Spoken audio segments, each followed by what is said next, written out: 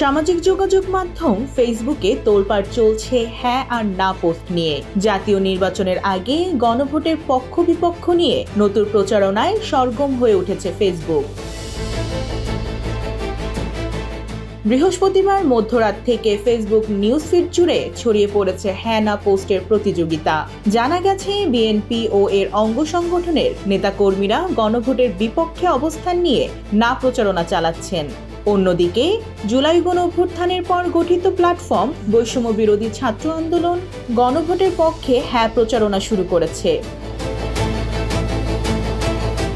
ফেসবুকে না পোস্ট দিয়েছেন ছাত্রদলের সাধারণ সম্পাদক নাসিরউদ্দিন নাসির। অপরদিকে বৈষম্য বিরোধী ছাত্র আন্দোলনের ভেরিফাইড ফেসবুক পেজে হ্যাঁ লেখা পোস্টে দেখা গেছে হাজারো প্রতিক্রিয়া ও শেয়ার।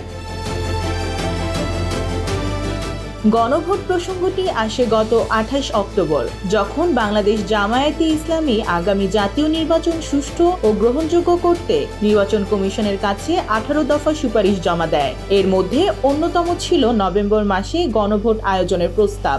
একই দিন জাতীয় ঐক্যমত্য কমিশনও জুলাই সনদ বাস্তবায়নের উপায় সংক্রান্ত সুপারিশমালা অন্তর্বর্তী সরকারের প্রধান উপদেষ্টা ডক্টর মোহাম্মদ ইউনূসের কাছে জমা দেন।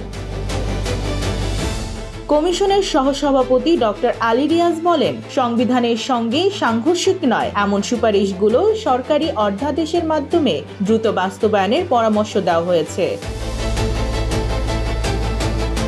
নির্বাচনের আগে এই গণভোট আদৌ হবে কিনা তা এখনো অনিশ্চিত। তবে ফেসবুকে হ্যাঁ আর না এর লড়াই ইতিমধ্যেই নতুন এক রাজনৈতিক আলোচনার জন্ম দিয়েছে।